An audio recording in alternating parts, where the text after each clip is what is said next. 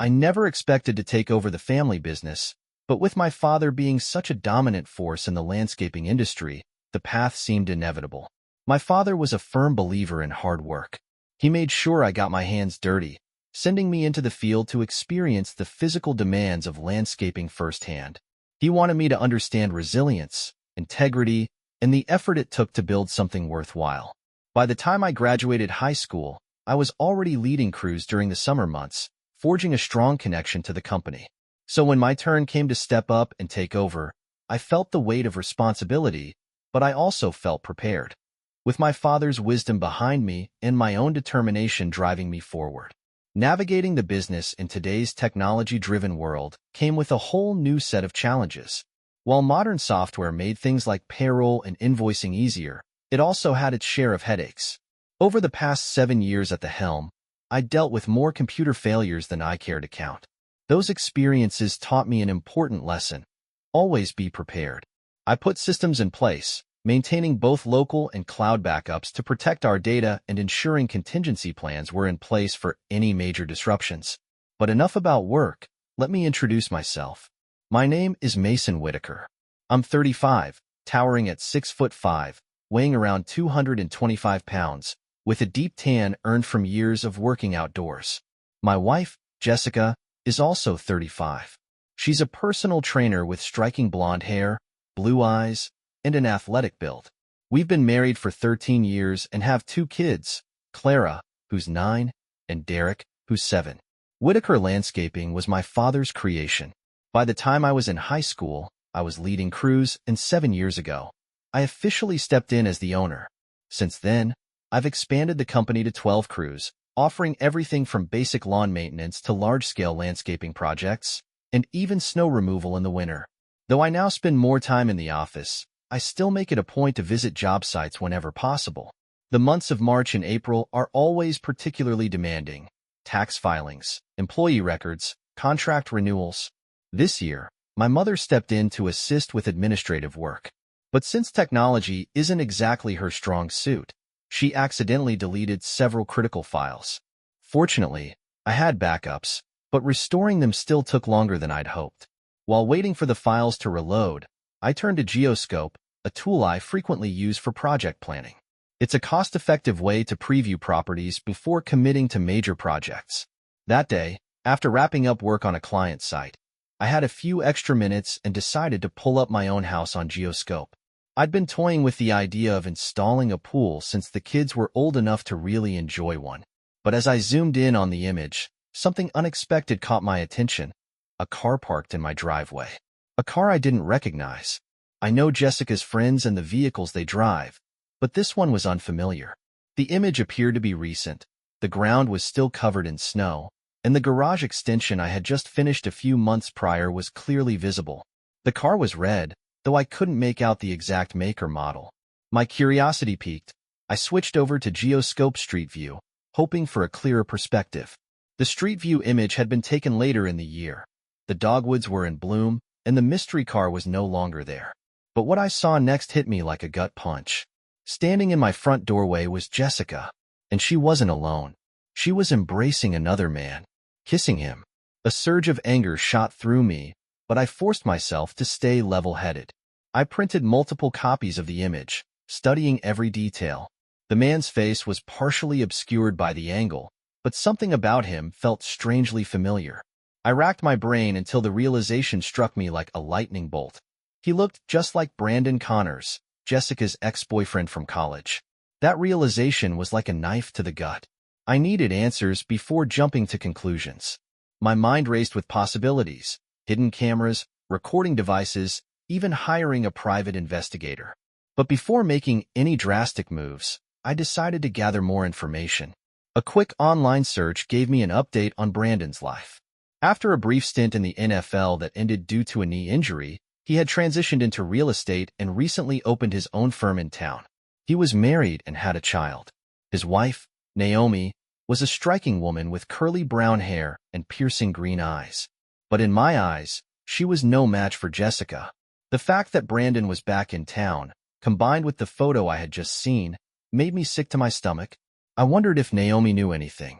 Since she worked as an accountant at Brandon's firm, she was likely preoccupied with business matters, which meant she might not have much oversight of his personal activities. The thought made my blood boil. I glanced at the clock, 10:33 in the morning. I found Brandon's office number and dialed. A receptionist answered, informing me that he was out showing a property and wouldn't be back for at least an hour. I didn't bother leaving a message. I hung up, my mind spinning. I didn't have undeniable proof of an affair, but Jessica's actions in the photo were impossible to ignore. The man with her bore an unmistakable resemblance to Brandon. Frustrated, I sat at my desk, staring at the printout. I knew I had to take action. Grabbing the photo and my truck keys, I headed out. As I climbed into my truck, my eyes landed on a small toy car in the back seat, one of Derek's. I paused. The kids.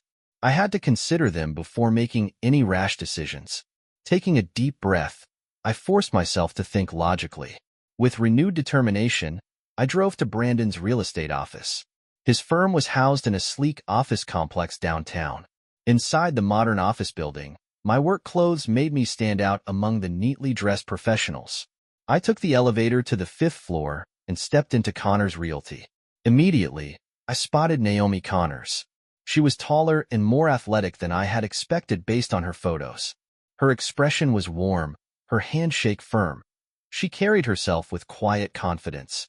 "Hi, I'm Mason Whitaker," I introduced myself. She gave a polite but cautious smile. "Nice to meet you, Mr. Whitaker. How can I help you?" I kept my voice steady. "Mrs. Connors, I have a photo I think you should see, and I have a few questions." Her expression shifted, the polite smile fading. She glanced at the receptionist before giving a small nod. "Cover the front desk for a bit," she instructed, then motioned for me to follow her to a private break room. She sat at the table, her body language indicating she was ready for me to get to the point. I slid the photo across to her. "The woman in this picture is my wife, Jessica," I said, meeting her gaze. "She and Brandon dated in college. Does this man look like your husband to you?" Naomi took the photo, her expression darkening. Anger flickered across her face before she handed it back. "Yes," she said firmly. "That's him." Her voice was tight when she asked, "When was this taken?" "About 3 months ago," I told her. A cold realization settled between us. Naomi's expression hardened. "Are you sure your wife is at work right now?" she asked, her words sharp. Something about her tone rattled me. I called Jessica's phone. No answer. Then I dialed her gym. "She left about 10 minutes ago," her coworker Pega told me. "Said she was meeting you for lunch at Porter's Grill." That was a lie. Checking my phone tracker, I saw Jessica was still at home. I showed Naomi. Her face turned to stone. Without a word, she shot up from her seat and stormed toward the front desk. "Tom," she called to the receptionist, "I'm going to lunch. If Brandon gets back before I do, call me immediately." Naomi's fury radiated off her as we strode toward the elevator. As the doors slid shut, she turned to me, her expression like steel. "He better have one hell of an explanation for that picture," she muttered under her breath. Before I could stop myself, the words slipped out. "Sounds like this isn't the first time you've dealt with something like this." I regretted it instantly. She let out a slow sigh, nodding. "Yeah, back in Colorado. We moved here to start over. But if this is Brandon's idea of a fresh start," he's finished. The car ride was silent, aside from the low hum of the engine. After a few moments, Naomi spoke again, her voice quieter this time. "I can't believe your wife would bring him into your home." I clenched my jaw. She knows this time of year. I'm drowning in office work. She'd have plenty of warning if I came home early. I felt Naomi watching me and, realizing how bitter I sounded, forced myself to ease up. Guess I'm too predictable, too trusting. For all I know, this could have been happening for years. Naomi was quiet for a beat before she finally said, almost in a whisper, "There are usually signs when a spouse is cheating." "Yeah, I know," I muttered. "But there weren't any. Nothing's changed. She's still the same with me, still the same with the kids. Everything felt normal." "That's how it was with Brandon, too," she murmured, her voice wavering slightly. She didn't say anything more, and I didn't push. We both understood this situation too well. As I turned onto my street, my pulse kicked up. A red car sat parked in my driveway. Naomi's voice was eerily calm. "That's Brandon's car." Her tone was a strange mix of anger and sadness.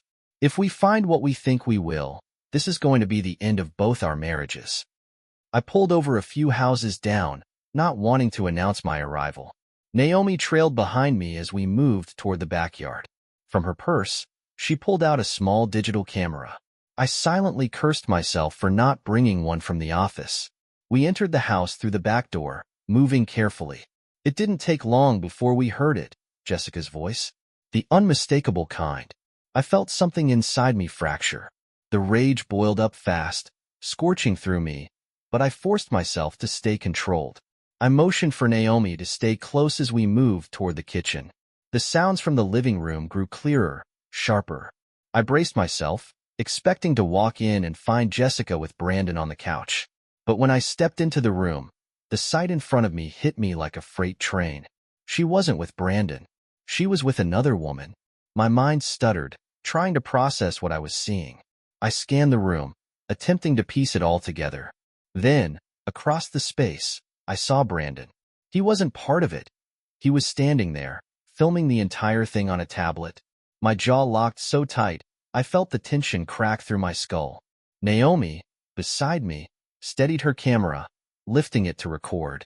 I could feel my pulse pounding in my ears. The fury, the betrayal, the sheer disbelief. It all collided inside me like a bomb waiting to go off.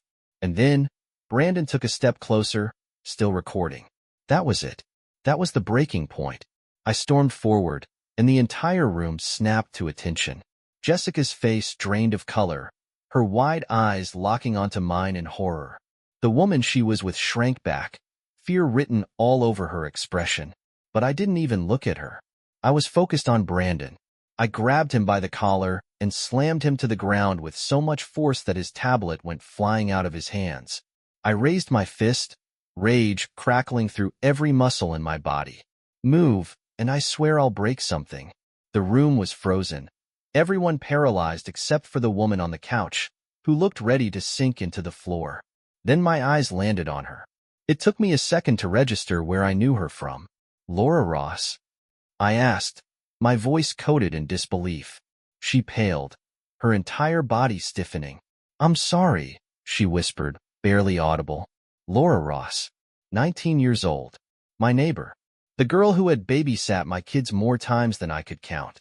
My breath turned sharp, my mind racing to put the pieces together. "How long?" I demanded, my eyes dark as they locked onto hers.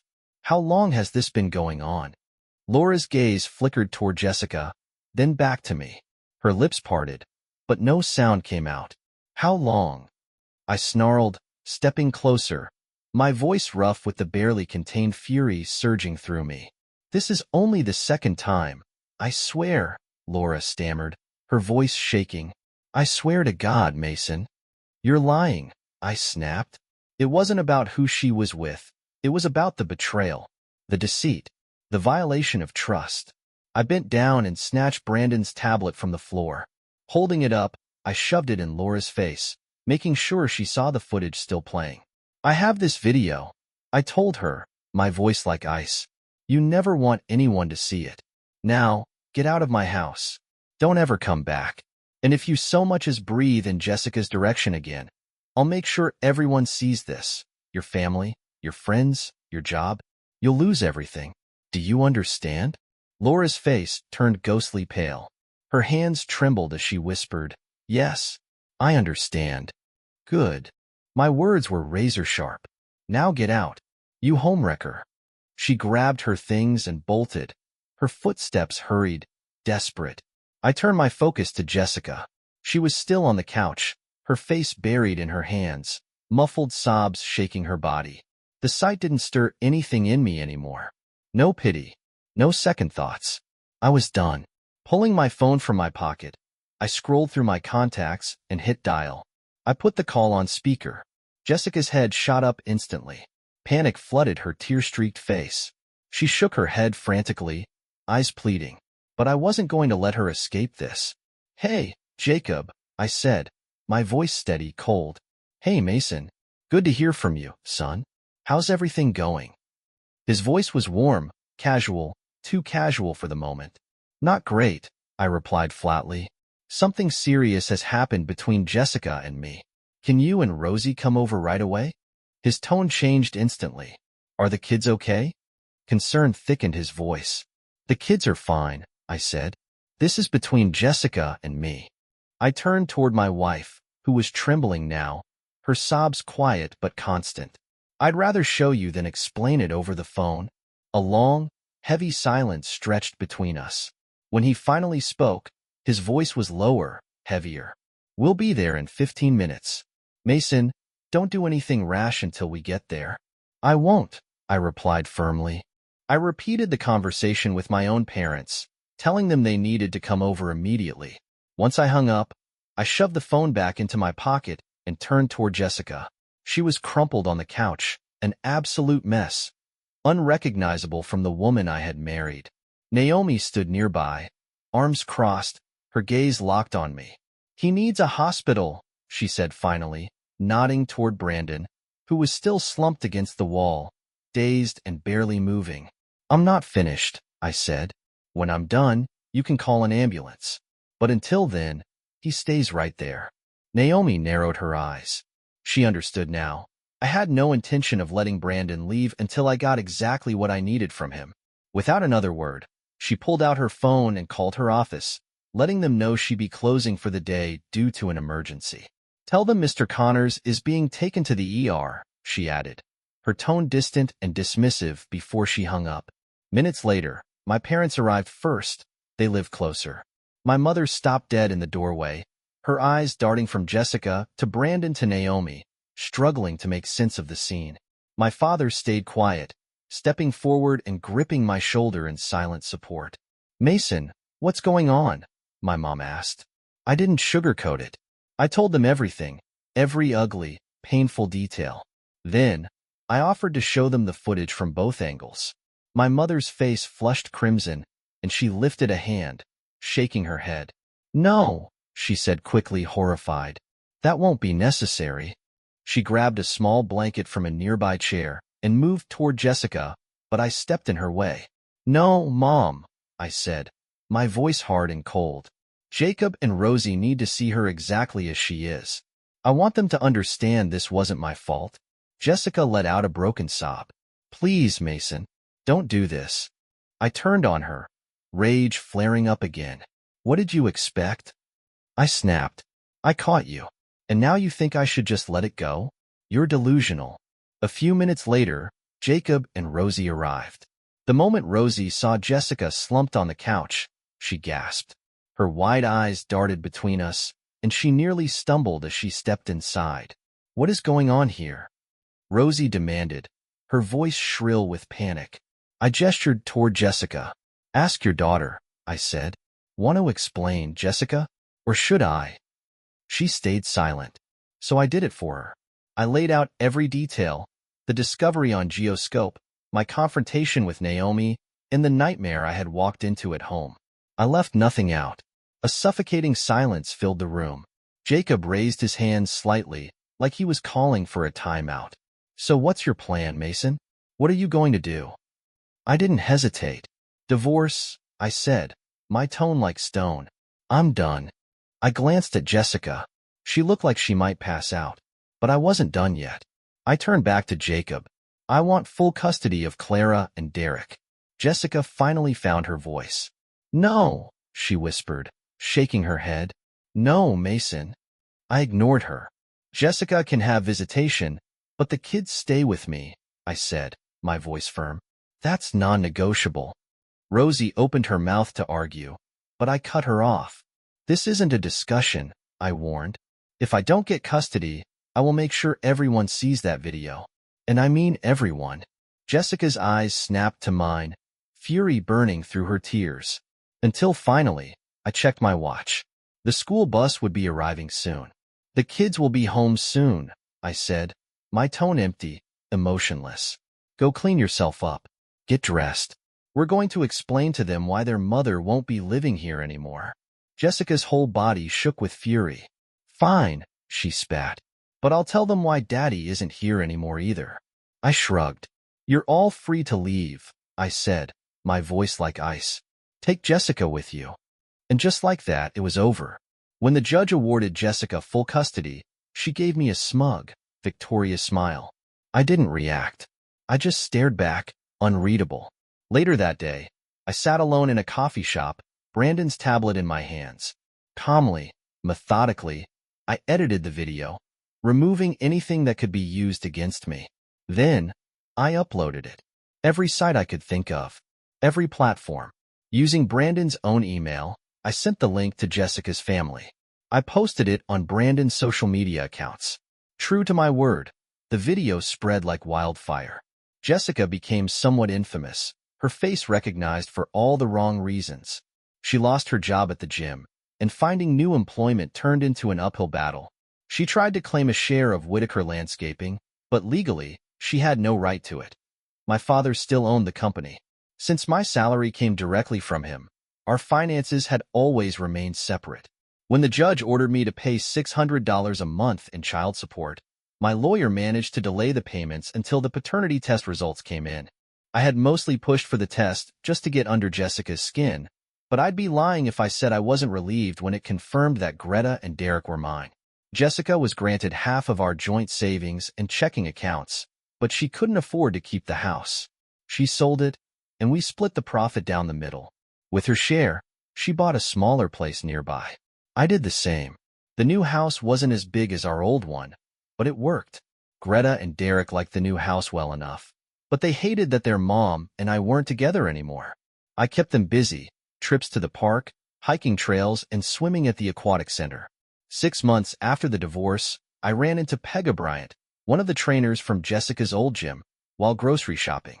We started talking, and after a few minutes, I noticed something different about the way she was looking at me.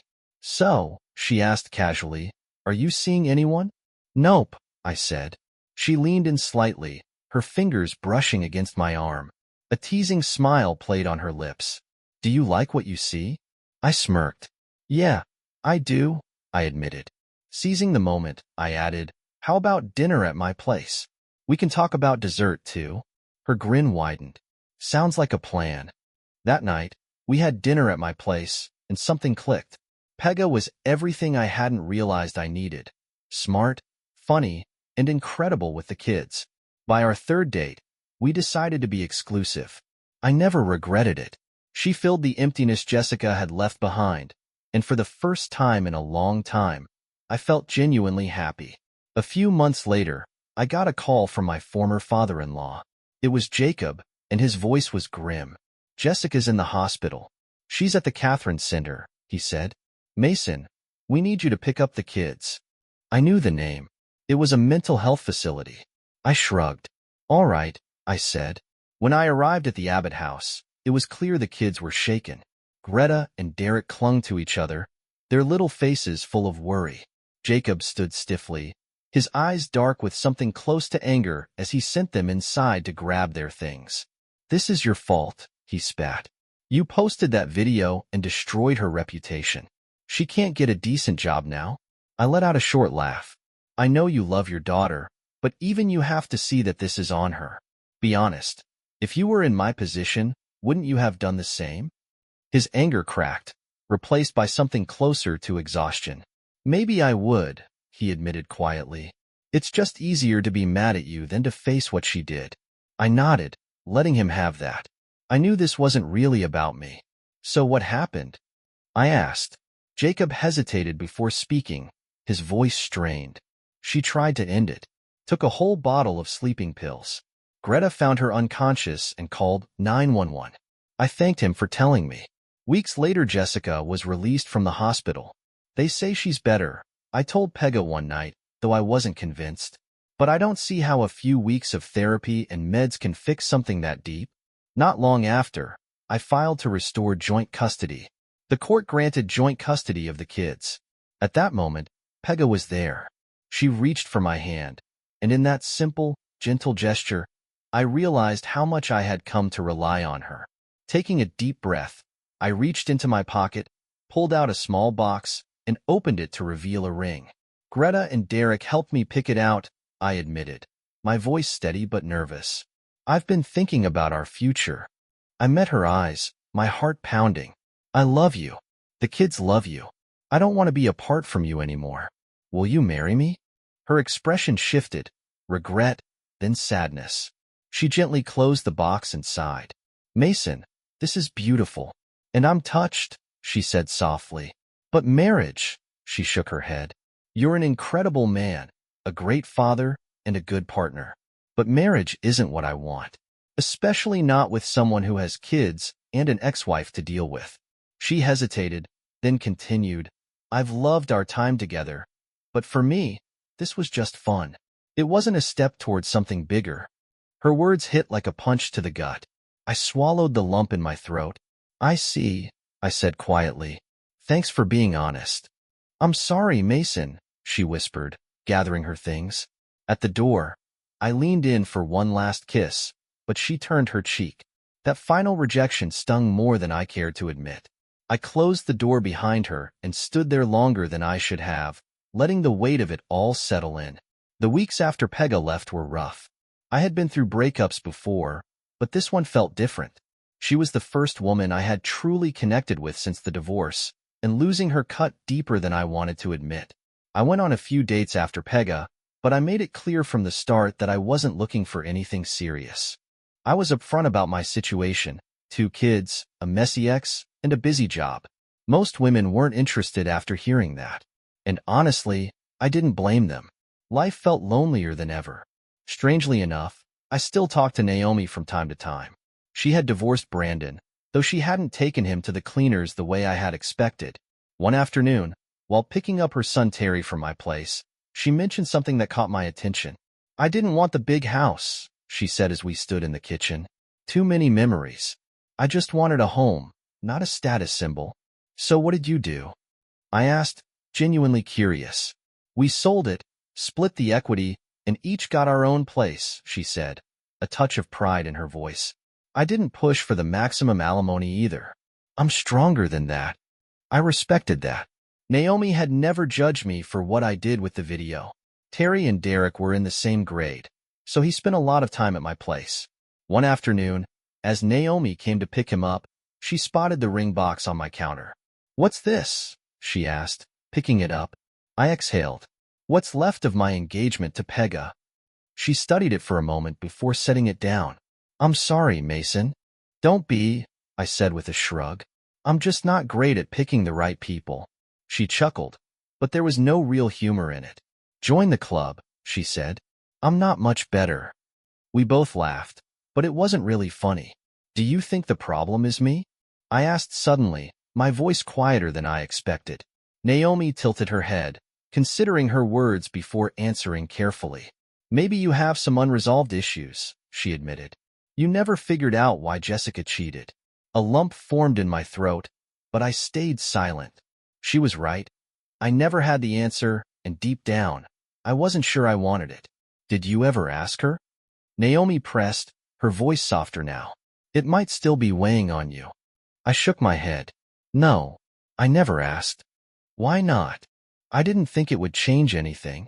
Maybe it won't, she shrugged. But what do you have to lose? I sighed, mulling it over. Good point, I muttered. Can't hurt, I guess. That Sunday, when I dropped Greta and Derek off at Jessica's house, I decided to do it. I knocked, and when Jessica opened the door, her face shifted from surprise to irritation. What do you want?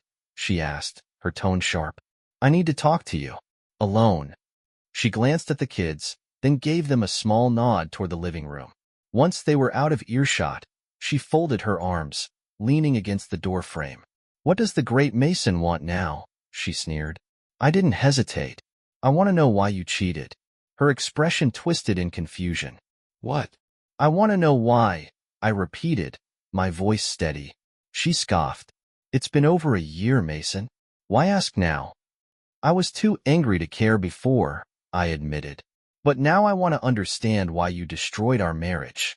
Her jaw tightened. Oh, so it was all me, huh? I didn't take the bait. You're the one who cheated. Jessica exhaled sharply, glancing away as if searching for an escape. Then something in her shifted. She met my gaze, and for the first time in a long time, I saw real vulnerability in her eyes. I had feelings for another woman, she admitted quietly. I stared at her, my mind processing the words.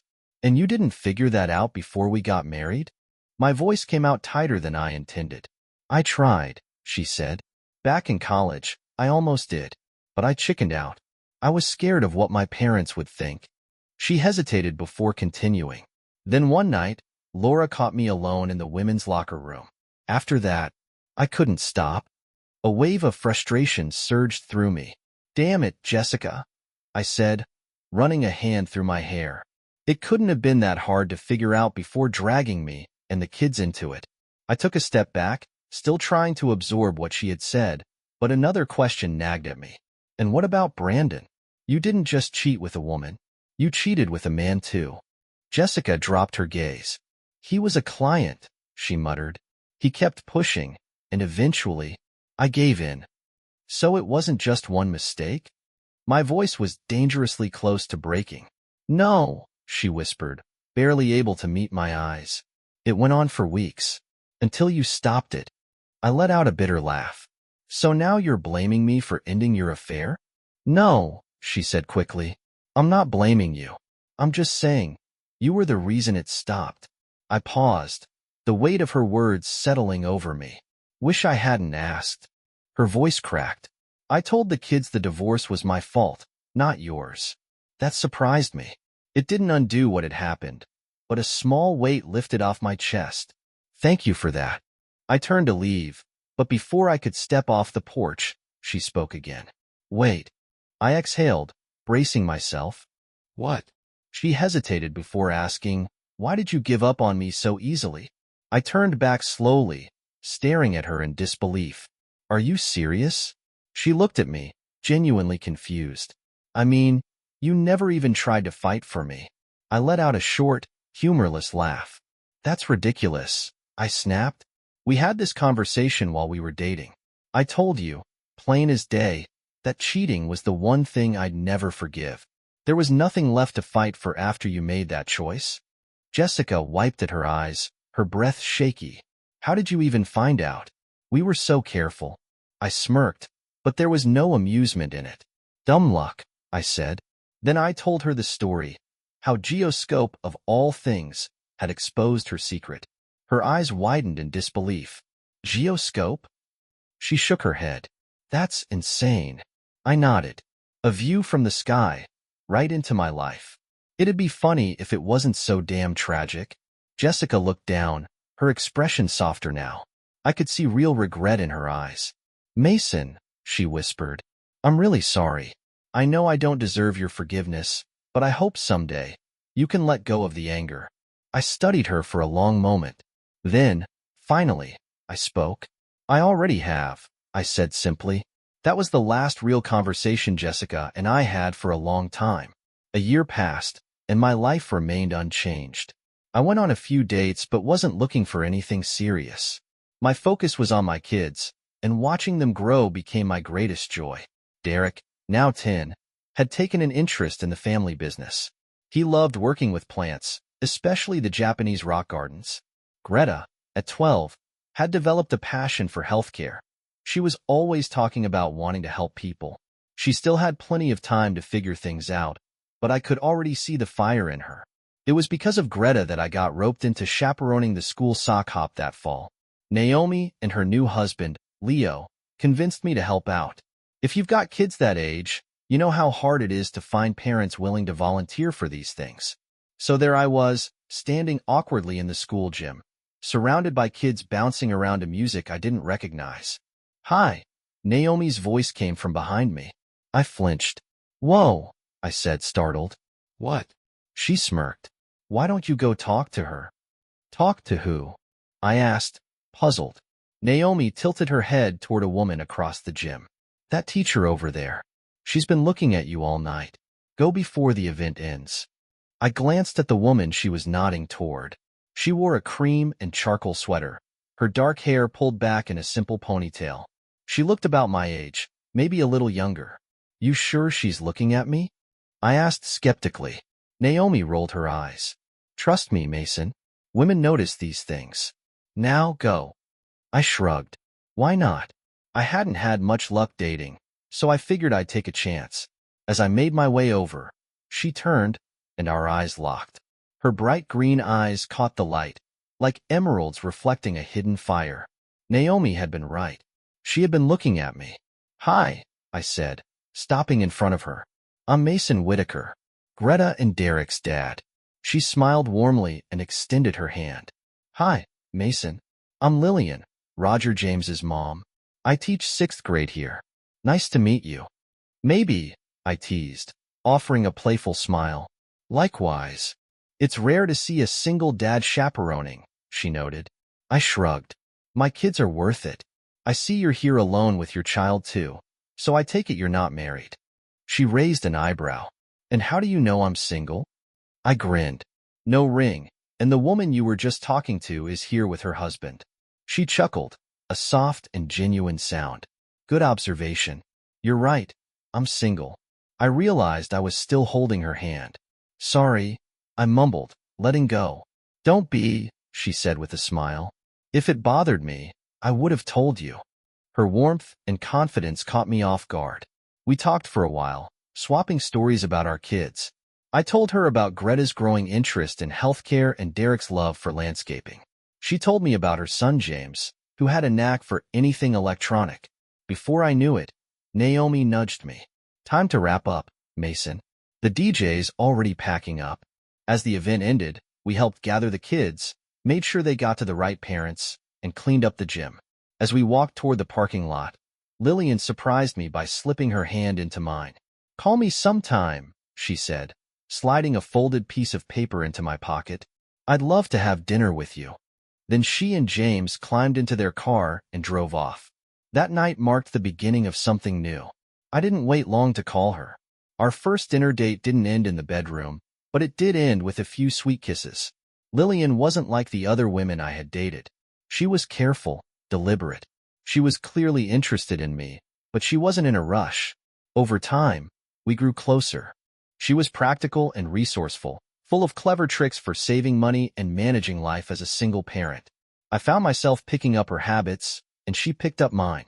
I helped her revive her backyard. She called herself a plant killer, but with my guidance, we transformed her patio into a warm, inviting outdoor space. As our relationship deepened, I told her about my past. First Jessica, then Pega. Her reaction surprised me. Actions have consequences, she said simply. All things considered, Jessica got off easy. I raised an eyebrow. That's not the usual response. She shrugged. I don't see you as some vengeful ex, Mason. You stood your ground. Greta, Derek, and James got along well. It was a relief to see the kids bond without hesitation. After 8 months together, I started thinking about marriage again. Pega's rejection still lingered in my memory, but I refused to let my past dictate my future. I talked to the kids about it. Greta was excited, but Derek seemed hesitant. I suspected he still held on to hope that Jessica and I would get back together. But he didn't argue. I bought another engagement ring. I planned to propose on my 40th birthday, just 2 weeks away. The idea was simple. A small party with close friends, family, Lillian, and James. When the big day arrived, my parents rented a private room at Locke, a local spot known for its amazing Chinese food. The night was perfect, full of laughter, good food, and dancing. As we reached the end of the evening, it was time for gifts.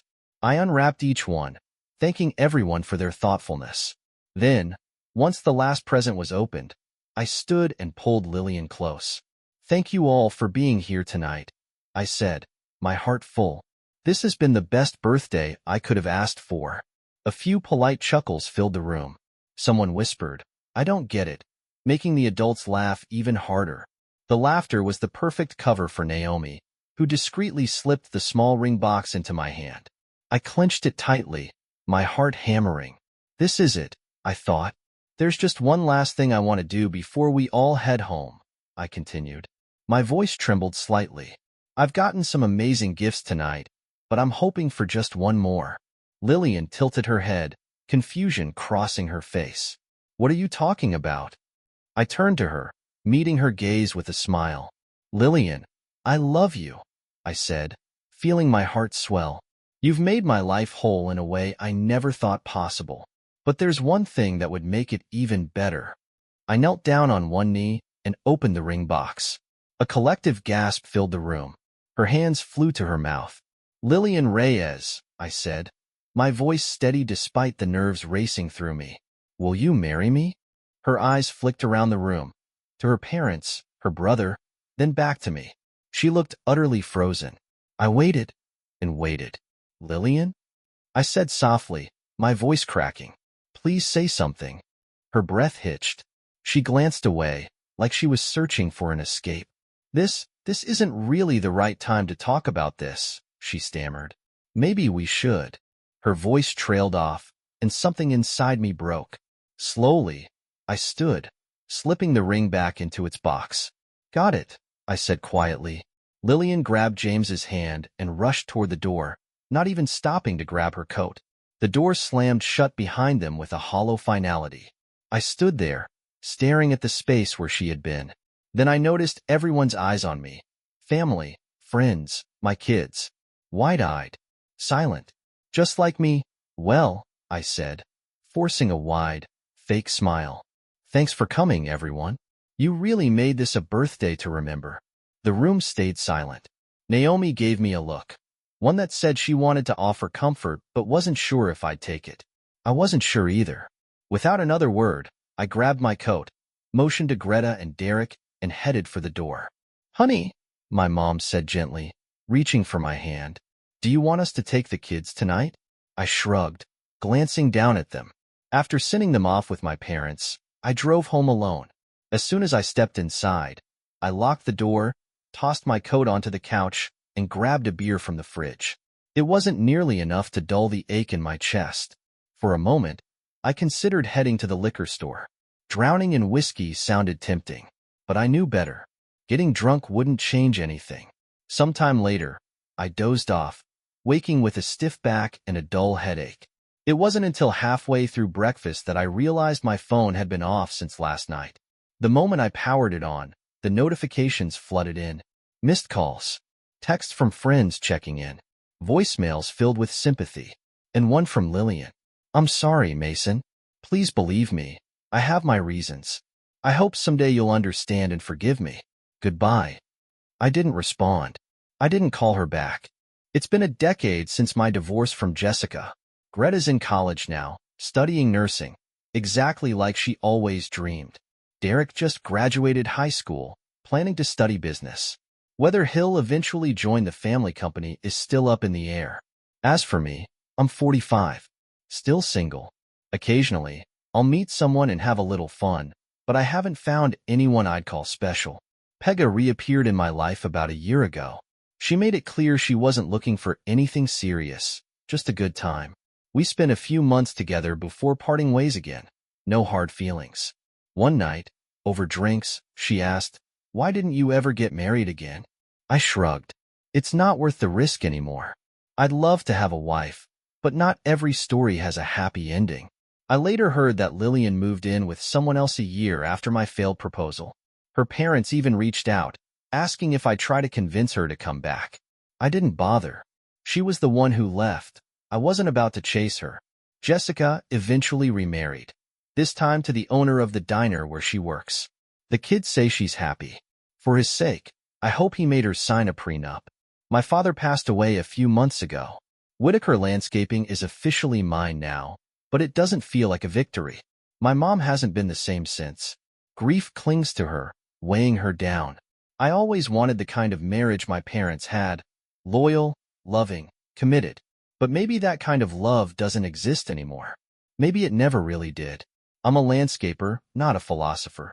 So I'll leave those questions to people who have time to dwell on them. Before she left for the second time, Pega asked me a question that stuck. "Do you have any regrets, Mason?" "Of course," I answered without hesitation. "I regret marrying a cheater. I regret wasting time with Pega and Lillian, thinking they were life partners. I regret not finding someone who shares my values." But that wasn't really what she was asking. She wanted to know if I regretted making Jessica infamous, if I regretted divorcing her, if I regretted the hatred I held onto for so long. No, I told her firmly. I regret that posting the video was necessary, but I don't regret doing it. And I never will. She got what she deserved. If I had to do it all over again, I'd do it the same way. She liked that answer. She didn't argue. As for me, I keep working. I keep loving my kids and watching them grow. I look forward to grandkids someday. Maybe I'll find a wife. Maybe I won't. But it's no longer a priority. Not every story has a fairy tale ending. But this isn't a bad life. Not bad at all.